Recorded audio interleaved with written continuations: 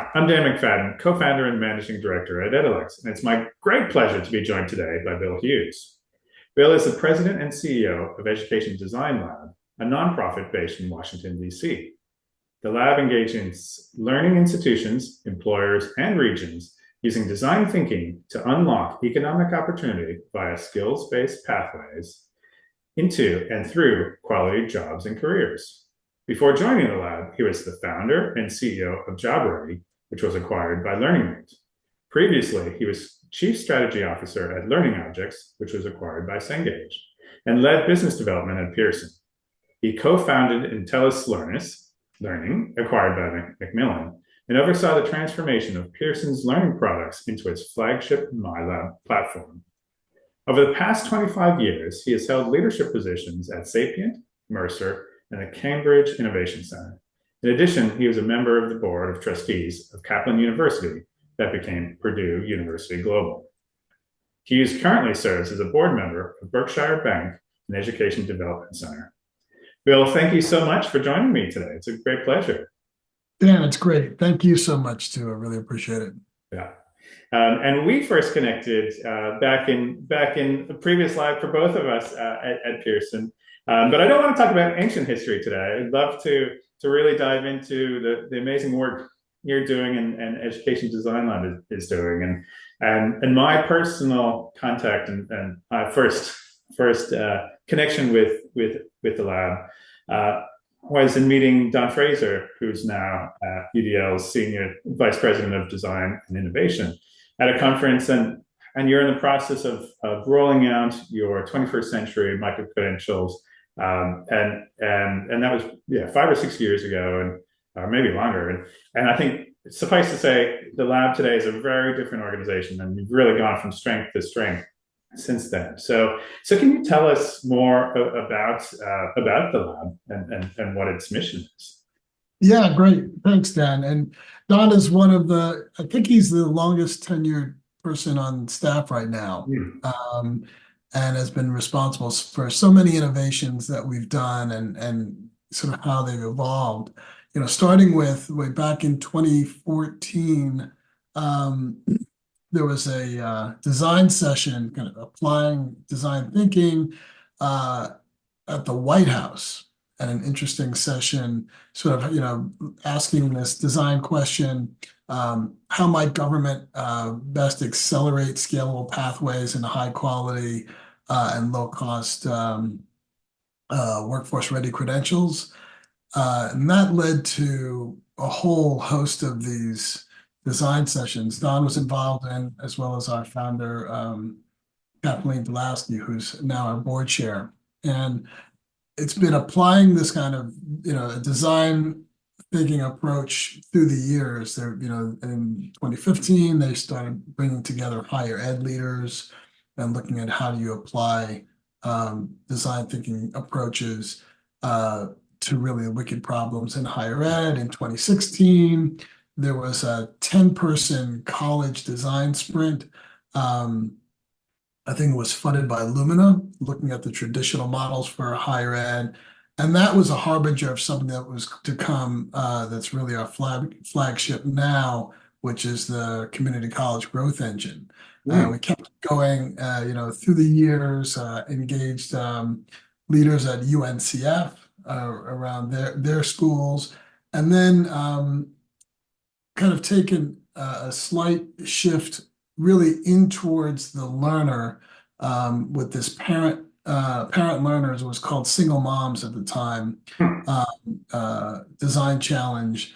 Because if you look at the number of single parents who don't successfully graduate, even a community college model, it's pretty dramatic. And they're talented, they're smart, but the system is not designed for them to be successful through the college program. So we sort of help these colleges rethink their programs and the supports around them, but putting that learner, in this case, the single moms, at the center. And that work is still going on right now. We got it regranted rather, to take it to the next level. The other thing that happened right around that time, I think that was 2019, was we published this thought leadership piece called the Learner Revolution, really trying to look at how colleges can thrive in this new world of skills. So part of it was just a recognition of this shift to skills, to competencies, beyond just degrees as kind of brands that should speak for what people can do. There was also this rise of what we call the weave, of weaving in life, learning, earning, and living. Just people, once you're an adult, before you're out of high school in the U.S. system, anyway, you've got the system and the state and society is all kind of organized around you going through this one path.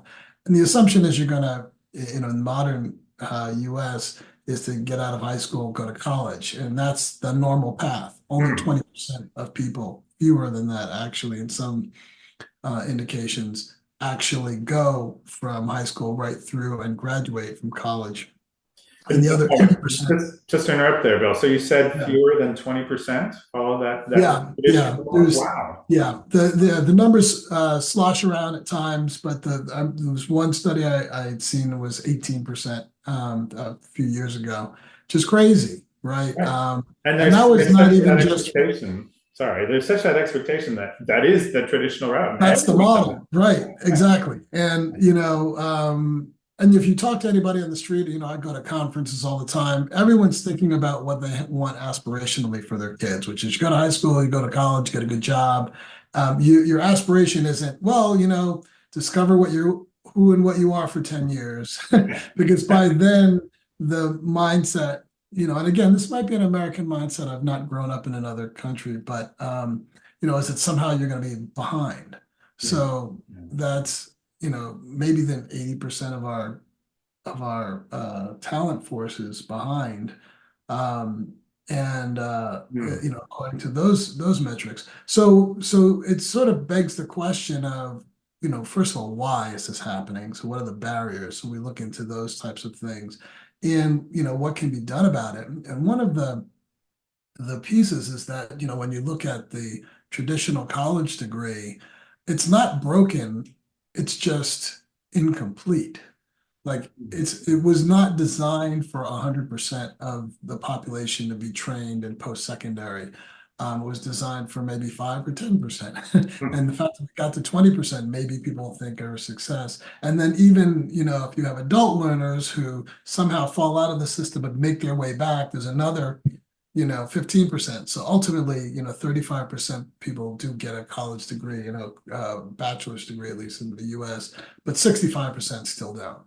And, which means that they often don't have the credential of value that they need to be successful. So there's two problems there. One is what types of credentials are available, and we do some work on that. And then what are the credentials that are valued in the talent sector? So we try to help move both of those things along by the work that we do. And we think of the community college in the US as the best connected organization, institution, because they're connected with the workforce sector, they're connected with talent, they're connected with employers, they understand short-term programs, they understand adult education, and they understand open enrollment and open access and affordabilities. All of these things kind of come together, and they're funded. Most of them are funded by public funding, at least in part, if not substantially.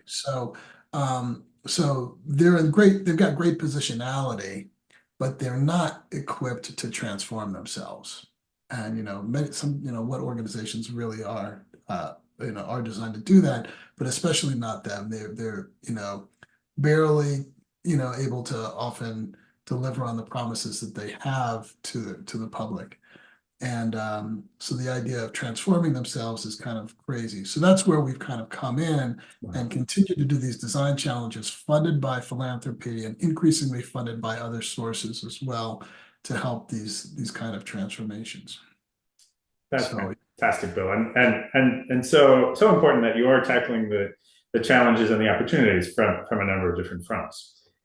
And we had the pleasure of working with the labs team on the XCredit project, which Yes. targets individuals known as stars, those who are skilled through alternate routes. So I think that plays, builds on some of what you're, what you've been talking about so far. But yeah, can you tell us more about these stars and why is that project so important? Yeah, so stars, again, people skilled through alternative routes. That was a term popularized by another nonprofit in the US called Opportunity at Work, and we're a partner of theirs. The name we came up with, which I think is complementary to that, and it's really talking about the same type of folks, is new majority learner, and the new majority is represents the majority of people who don't have these kind of degrees, and the fact that they're learners. They're Mm, not learning all the time, but it's the fact that the learning experience has been kind of broken for them. But and those are the folks who need to be skilled through alternative routes. So as opposed to a four-year college degree, um, it's and even beyond, a shorter version of a four-year degree, which is a two-year associate's degree. Um, there's this notion that there needs to be some sort of alternative credential that accelerates you. It's directly aligned to jobs and career, accelerates you into those jobs, and that they can also be stacked so that you get that one credential and you're not left off, but those can be stacked one to another. So now in that context, what we discovered is there's people will show up, and I'll give you an example of a person. People will show up that uh, have skills, but they don't have the credential. yeah. Yep. And so then what do you do with those folks? There's one guy who came out of the military. He had run over 100 projects, Clearly but skilled. Yep. Yeah. clearly skilled, but he didn't know he was a project manager. Yeah. Right? Because in this, he thought he had military experience. It was called one thing. He didn't know how to translate that into civilian experience. Now, somebody's really savvy and really understands both worlds can maybe tell that story and bridge it from one to another. But it's relying a lot on your own kind of cunning and your communication savvy. So what XCredit is, and what problem it solves is, how do you actually give credit for experience, X credit, Mm, mm, and what kind of things qualify as credit, as experience? Well, clearly, if you've gone through some academic work, maybe like you have transcript, maybe that should articulate into credit. That's obvious. Or maybe you're taking a non-credit course, but it's demonstrated your ability to do something that's valuable in the workforce. And you see like Google certifications and cybersecurity certifications and project management certifications, all these different types of things, much less the other things that are in the skill trades. Um, all of those things are skills. There's someone I know who's started a really interesting program for spouses of military folks, many of whom are very skilled themselves, sure.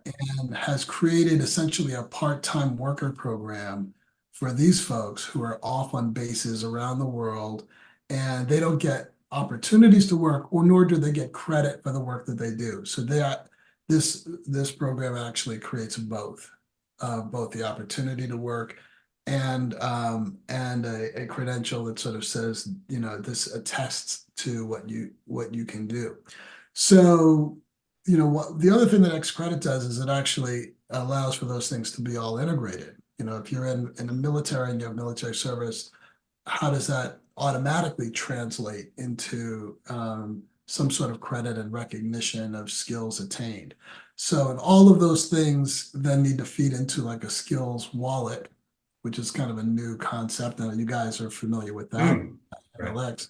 Um, but and that skills wallet can actually start to tell a different story, and help someone tell a different story about what they can do, how they can do it, and provide evidence uh, to that effect. So that's kind of what we're doing with XCredit. And the reason why it's important to people skilled through alternative routes is that, well, you don't have anything, otherwise, what do you have? Maybe you have your own resume, and who's validated that, right? Hmm. And who's attested to that.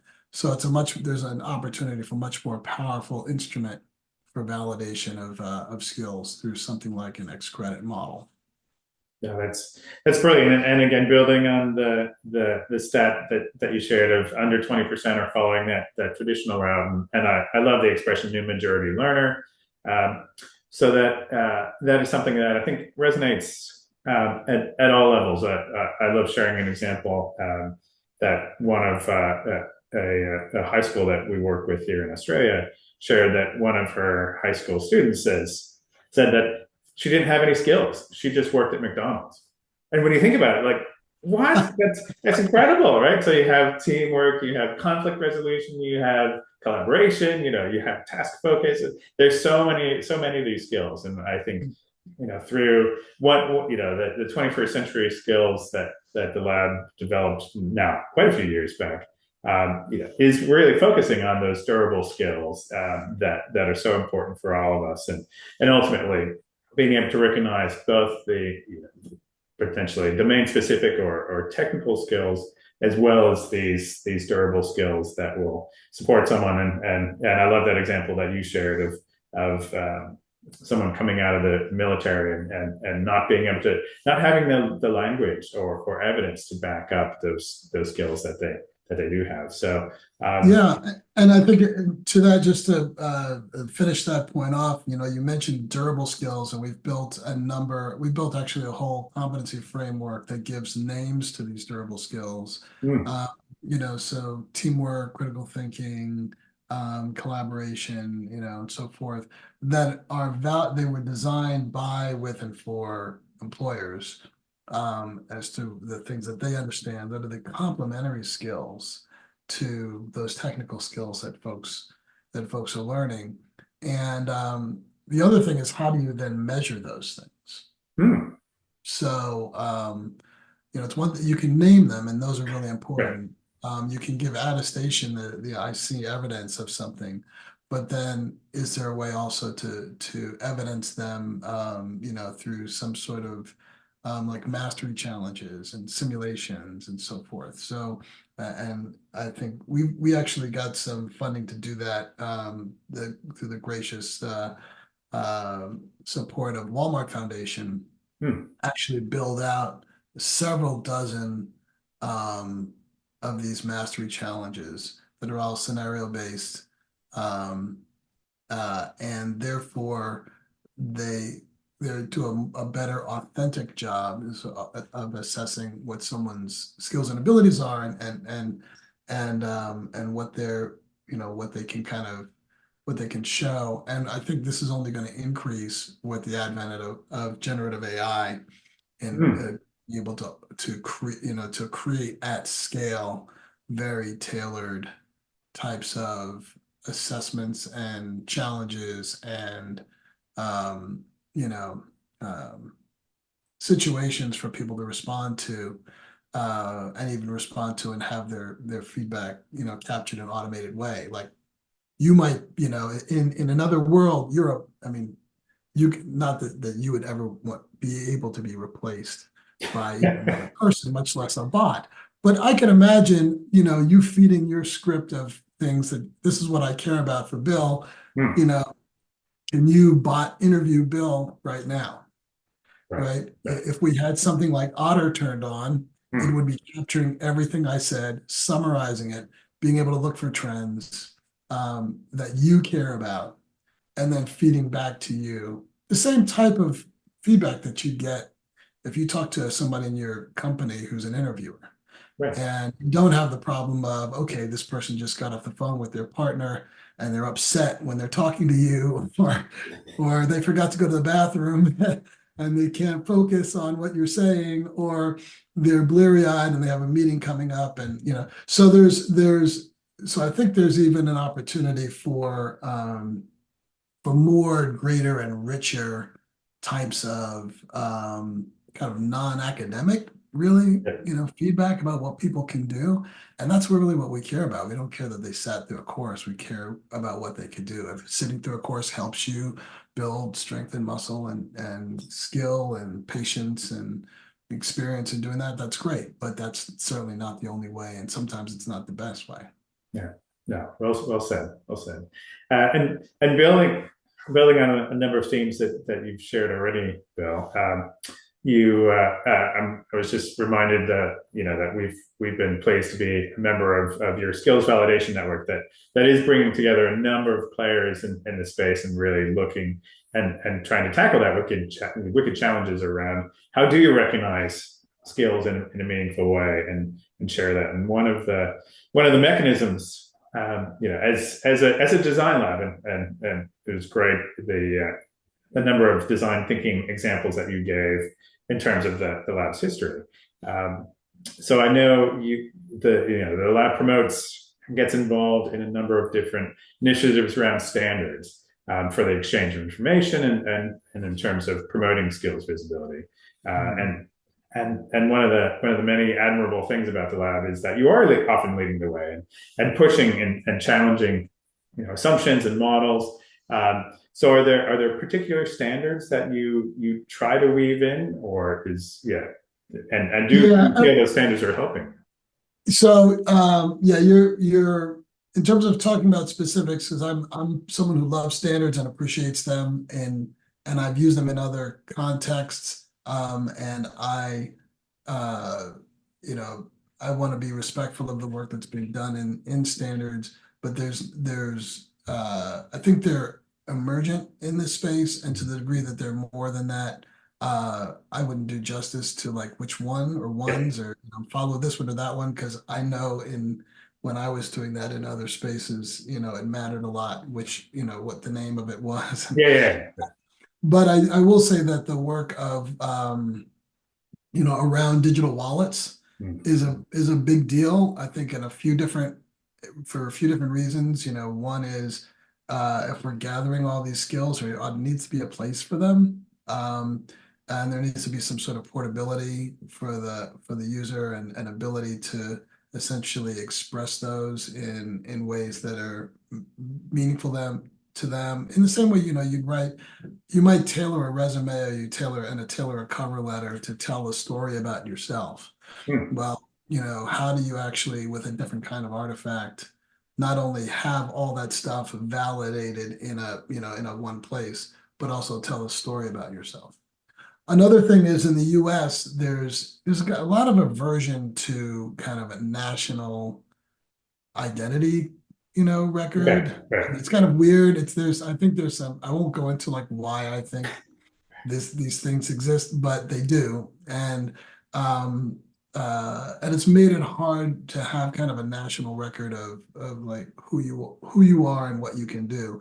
But it's starting to happen, like if not at the federal level, at the state level, where states are putting out wallets for things like, when COVID was here, your COVID record, and for and other immunizations and your driver's license. So My Colorado is where my daughter went to school at one point in Colorado, and the My Colorado wallet was a digital wallet that you could download to her phone, and it had a whole bunch of stuff about her. And the skills work is a little bit behind. It's not the easiest thing to put into wallets and to use, but that's coming. And I won't say there's one standard. There's a bunch of different standards. I guess, there's the open badging is probably the one that's closest, that I know a little bit about. And when I was at Pearson, we had the Acclaim system, which then got acquired by Credly and then got reacquired back by Pearson. And I know they're on a journey around those standards, and I think they're seeking great. As a private company, you have to wrestle with issues of your strategy and interoperability and all that stuff. But I think they're moving in that domain. Other folks like Badger have are already living in the space of kind of the open badges, so that one badge system and another badge system can interoperate and share your information. And I think all of that is really in support of empowering the learner so that it's not about an entity, a corporation or institution owning your information, but it's about you owning your information and then making sense of where it makes the most sense for you. So we think those things are important. But I want to take a step back and just talk about the concept of standards in general and why they're important in this ecosystem. It's a pretty messy ecosystem. The US in particular, again, you got 50 states plus federal plus other jurisdictions, and then you have so each one of those is sort of its own market. Mhm. Um, and in each one of those own markets, there's different policies that drive how funding works, drives how uh, what kind of programs are supported. And in some of those states, you have a lot of metropolitan areas. So there's a certain type of work that shows up in those kind of areas. In other states, it's like Australia. It's like, there's a wide open mass, like there's no people. There are probably more prairie dogs than there are people, or kangaroos, whatever, joeys. Um, that the US version of that. So how do you scale something in a rural community? Yeah. And what do those programs look like? So there's a lot of kind of variability, and without some common standards, it's very hard to coalesce momentum in the sector to really move innovation at the speed and scales that it needs to. Uh, so we are focused on a few different things around standards. One of them is, and these are, I would say, our contributions to having standard vocabulary and standard concepts. I don't want to push it as like this is the EDL standard because Okay. I think Sure. we're trying to be more inclusive and including ourselves and what other work is going on as well. But we are doing work, in our micro pathways. We have over 100 community colleges. There are fewer than 1,000 in the U.S. and have 100 that we're actively working with right now. There's another 100 in the pipeline who want to work with us. So that sort of creates a standards-like dynamic of a number of different institutions all doing the same or similar things. And in that work, we not only do work with those schools to build these micro pathways, which are essentially a blueprint for stackable credential programs that can be for credit or non-credit, that people can weave in and out of, which is to say start and stop. They get something in a year or less. It articulates to a job that's in demand in their area, all those types of things. So there's that blueprint, and they're called lots of different things around the country, but they all sort of have this common piece. And we have communities of practice that we build in support of that, so that there are birds of a feather who are all kind of coming together and supporting one another as they innovate in this space. The other main place where we're doing this, is in two other places. One is in skills visibility, which is what we call kind of the wallet space. So we talked Okay. about wallets. And then the third one is, you mentioned this sort of Center for Skills Validation that Edalex is part of, that we've got a notion that if we're going to have skills-based credentials, one of the challenges right now is there are actually like 1 million micro credentials. I think they're in this system called Credential Engine, which is another system that has some sort of standardization around a credential registry. We support that, so that's another one maybe to put on the list. But with those 1 million credentials, that's way too many for any employer to really understand, like Yeah. which one and which ones are good and how do I Yes. make sense of all that. So there needs to be some sort of quality criteria that comes on top of that, there's some quality initiatives like the Equos initiative that JFF has been pushing forward. But there's also this need, I think, that's for sort of ex post quality, like what programs have shown that they have success, that they have successful outcomes. But I think there's another way of defining quality, which is also matters, which is design quality. Like, is something Yeah, designed right? right. Right. And if it's designed right and has the right design characteristics, then it intrinsically has quality.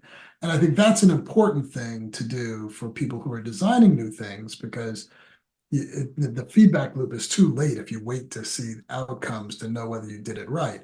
So we believe one of the key pieces of uh, quality for skills-based credentials is a coherent, consistent, understood way of measuring skills. And we call those skill validators. And they can show up in lots of different ways. They could be um, an assessment or a mastery challenge or Mm. simulation that someone goes through. It can be an attestation at the end of an internship or an apprenticeship that someone says, I attest that these things have happened. And but in all these different cases, there needs to be some common sensibility about what these things are, what they're attesting to, what they're referencing. If they're drawing from skills taxonomies, to have clear kind of referenceability to those. Right. If they're generating new kinds of skills, there's probably something around there, and also the functionality of it to be able to help a learner, earner, tell their story. So all of those things that they plug into wallets. So we don't know what the end game is with what skill validators are, but Mm. we've sort of flown that flag, and as we've started flying it, before we've even finished defining it, people are coming to us. We have dozens of organizations coming to us and saying, we think we're building skill validators and we'd like to talk with you about it and try to figure out what you guys have learned. So we've got a whole research program that's advancing the state of the art around that. And we also have this Center for Skills Validation Network that you guys Mm. are a part of that is moving this kind of work forward. So we think, probably in the next year or so, I would suspect it's going to have enough traction where we could start saying some things definitively about what skill validation is. And we already have some papers around that. So in some ways we've already said it, but Yeah. I mean, Yeah. at the level that we really want to start, shouting it from the rooftops. That's brilliant, Bill.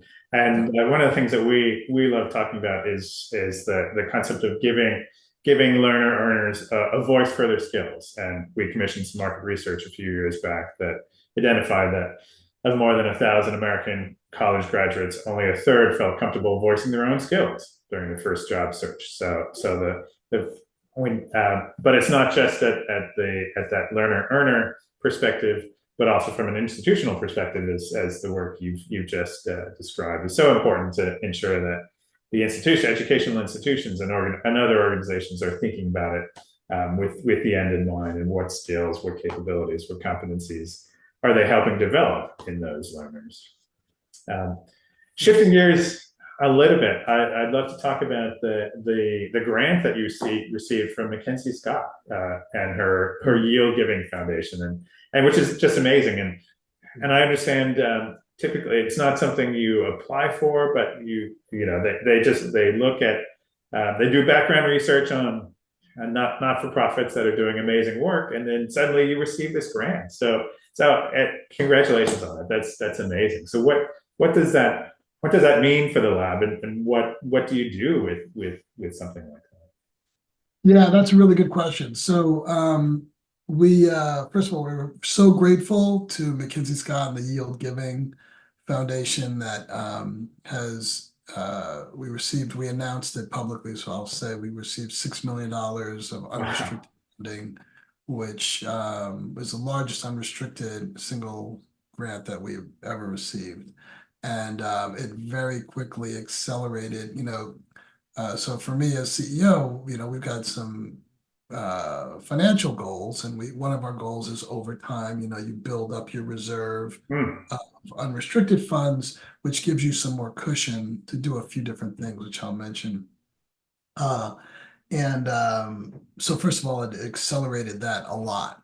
So Hmm. it gives us some breathing room and opportunity to kind of explore and take risks at a in a way that we otherwise uh,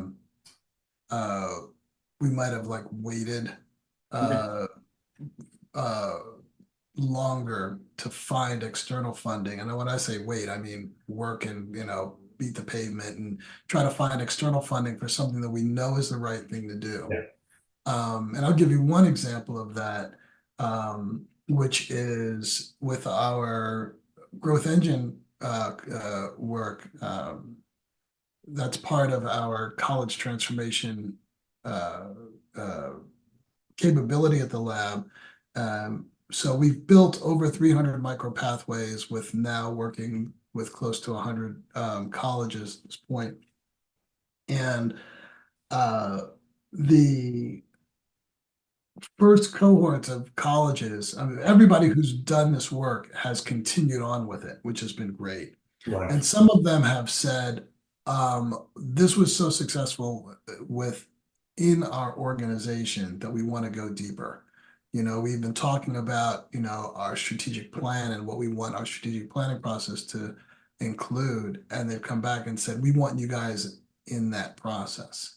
So, because they realize now if you're creating a new category of credential, it's really a new category of market that you're going after. And in some of these places, 50% of the folks that are enrolling with them are coming from some sort of alternative direction than the traditional. So, and when you think about traditional enrollments declining, there's one group we were talking about the other day. Traditional enrollments are declining, but the uh, this credential kind of micro pathway style stuff is growing anywhere from 20 to 40% a year. Wow. Yeah. Wow. So all of a sudden people are like, oh, maybe this is strategic. So what is our plan around it? And what is it that we have to, like, why do we have to work with the lab before in order to even do this? And the answer is that just not organized to to shuffle everything around. And the way that we get folks to shuffle things around is we say, let's find a transcendent purpose, which is the learner, right? What is the learner's journey? How do we empathize with the learner and the learner's need?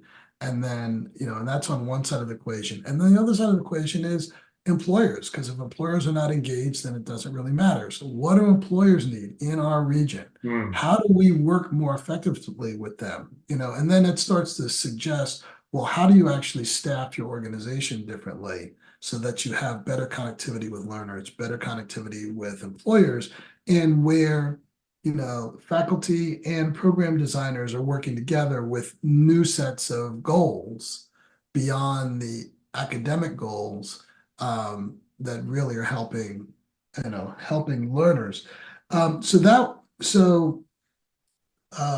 They came to us with all that. That's we're out there now starting to look for funding to get that going. Hmm. But there's a half dozen of them who said, we love that and we're ready now. Yes. So, we're able to sort of, begin that process a little sooner than we would have otherwise, and do it in earnest. And, so we're not leaving people out hanging, but, we do need to continue to raise money and support programs like this. But, having the starter dough, the seed Yeah. to be able to do that, the working capital that we can borrow from, and our goal is really to treat it like a bit of an investment fund, to invest in projects that we think others are going to fund, but we want to basically seed it and then replenish and grow. And that allows us to continue to stay a bit ahead of the curve, continue to take a little bit more risk, um, so that we don't get sort of slowed down by the vagaries of, the funding cycle, things like that. which is so important these days. Is with AI, and you flag no conversation can go by without mentioning AI. It obviously is having a massive Yes. impact on the economy, on businesses, on individuals, right? So there's that question of Yeah. threats to And their jobs and opportunities. Yeah. exactly. And you mentioned our mutual friend Don Frazier before, and Don about a year ago, a little over maybe a year and a half ago now, came to me and started talking about AI and his interest, and he said, "Well, why don't we try this or that?" We got together as a leadership team and agreed that we can't go into this year without making a commitment to building our own capabilities in AI. So we were able to, and we did this even before the McKinsey Scott money, but we made an investment in training the entire staff on AI. The McKinsey Scott money made that a less of a perilous, heart palpitating thing. So, but investing so that now we have projects that we do where traditional research approaches pale in comparison to ones that can be done with AI. We're able to do a lot more interviews like this, automatically transcribe, automatically process and analyze, find trends, things like that. We can look at new concepts like we do a lot of persona work where the Yeah. purpose of the persona is to have the intentions and the experience and the situation of end users, of new majority learners, stars, be represented in the design process. And we see opportunities even for AI to support that. And then I mentioned before, there's places where whether it's improving the learning experience or an assessment experience or even translation experience for, of skills from there's a project with a group called Astrum U that we pioneered a year ago that I know about automating the reading of military records, for example, and having those translate directly into wallets. So yeah, so that's a big deal, and there's going to be a lot more, be a ton more. And the other thing about AI, so that's all the good. Here's what's possible side, Right. and then it's sort of like, oh yeah, we invented gunpowder, hooray! Three people come back with their hands blown off, right? So it's like, okay, maybe we need to have some rules and some guidelines and some safety around this. And I mean, it's a serious, serious, serious issue because it's not, AI, unlike gunpowder, people are not explosive themselves. They can have explosive personalities, but they themselves don't exist. But human beings are being imitated and replicated, and aspects of human Yes. experience are being imitated and replicated by AI. So, and AI doesn't even, the fuel for AI is us, right? Right. It gets no smarter than what we allow it to get, right? So if we decide that we want to allow AI to read all of our books, to read all my content, to read my movements around the planet, then it's going to get smarter about all those things. And I don't own the system that all that stuff goes into.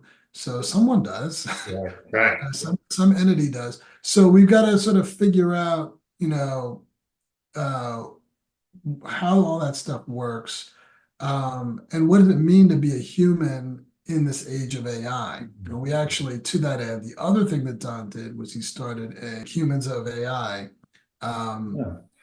which is, there was Humans of New York, published by the New York Times. Well, we have a set of interviews, and we're continuing to do them and push them out on a periodic basis, of just ordinary people in all walks of life, from like students to people working to, we had Paul LeBlanc. We did an interview with last week. I think we published it. The former the kind of legendary president of Southern New Hampshire University, Right.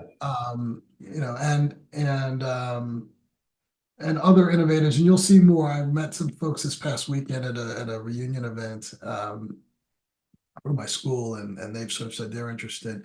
But it's this aspect of how are you human in the world of AI? What does it mean to kind of find your place there? And in some ways, how can we leverage AI, but how do we protect folks? And we're particularly careful and focused on protecting the interests of the new majority learner. So how do we make sure that that AI and its adoption is safe Hmm. uh, for everyone, especially them, because they often, don't have someone at the table advocating for their interests. Right. Right. Wow. Well, that's yeah, such important work, Bill. So thank you for that. I really appreciate your time. We're getting close to our time, but I have one final question for you. Gazing into your crystal ball, and again, coming back to building on all the fantastic work of Education Design Lab and design thinking, and how you're pushing the boundaries. Where do you see the lab in 5 years? Will AI have totally taken over, or no? I'm sure it won't. But yeah, where would you like to see the lab, and what sort of role do you want to be playing in 5 years? Yeah, so I think I was talking with somebody today about this, where we've talked a lot about community colleges, and one place I want to be is I want to help transform any community college that wants to into, at least as part of what they do, if not a majority of what they do, to be talent partners for industry, which means that they're highly able to highly align to basically work at the speed of business as opposed to work at the speed of accreditation, and that they're able to align their programs and to really understand those needs. Why is that? Well, ultimately our focal point is the new majority learner, Hmm. but we can't, and specifically with respect to them, supporting their best economic outcomes and their best career outcomes. Well, we can't do that if industry is not, a part of the equation, because they have, Yeah. they're the demand side of the talent equation.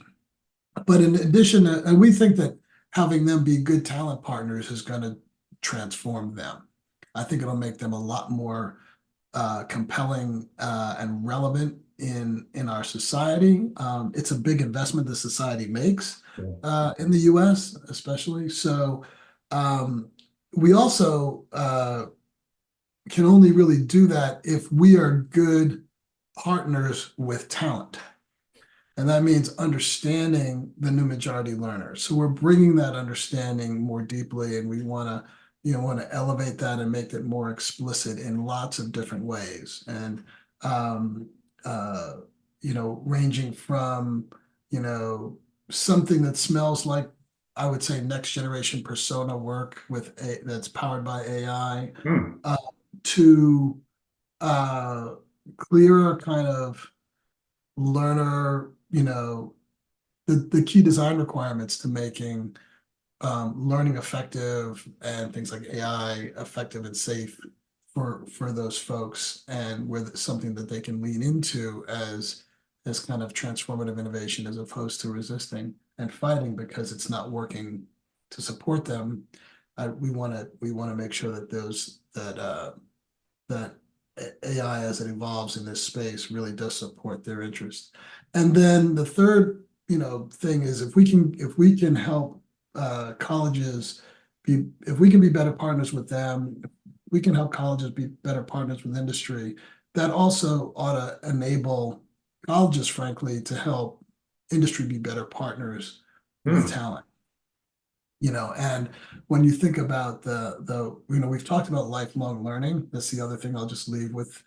The new phrase that I'm using is lifelong skilling, just because lifelong Oh, learning sounds kind of so yesterday. yes. Right. Right. And so maybe it's just a little bit harder edge to it, where it really is about building skills throughout your life, um, And I did some work when I was at Pearson on the economics of kind of transactional approaches to this market versus relational approaches to this market. And without getting into any of the details and not proving that they're the same, I have a hypothesis that there's a tenfold increase in value creation for entities that take a relational view Right. of the Wow. learner. And I think I see us as enabling that as well. So things like, if your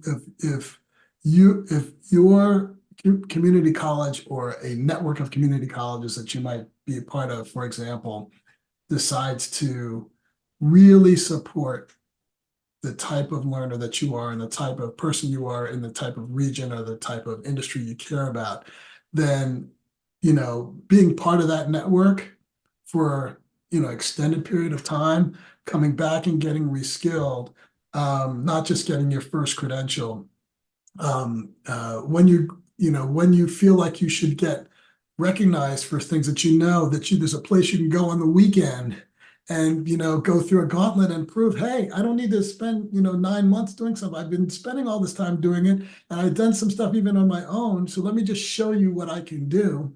Can anybody give me credit for that? Can anyone recognize it? So, and I think community colleges, for example, would there's an opportunity for them to be that service provider of all these various Yeah. things, as kind of the last mile to the employer, the last mile to the community and people in the community. And because there are 1,000 of them sprinkled around the United States Hmm.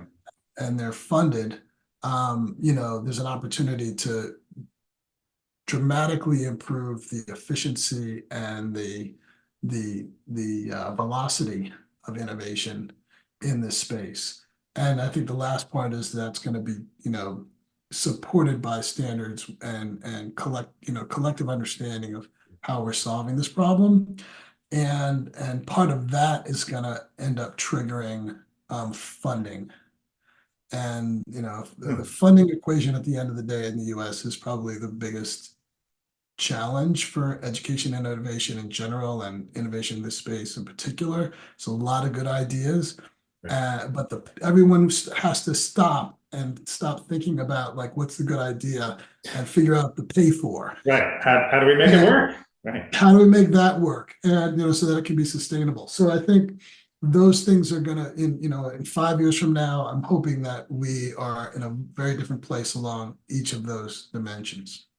That's fantastic, and I love, yeah, how you painted that, and lifelong skilling. So yeah, that's a wonderful concept, and really, in terms of skills visibility and giving learners a voice, that helps bring it all together. Well, thank you so much, Bill, not only for your time during this hour, but for the work that you're doing and all the other labbies, and yeah, I've been a huge fan of Education Design Lab for quite a few years now. So that is fantastic. So thank you, and yeah, looking forward to reconnecting. We'll have to do another interview in 5 years and say, no, Bill, you promised us in 5 years, and now you've got even more. So yeah, a lot of exciting times ahead. But thank you again for your time. Really appreciate all the insights, Bill. Thank you, Dan, for creating the platform and for this outstanding work that you and Edalex are doing. Oh, thank you so much. All right, thanks.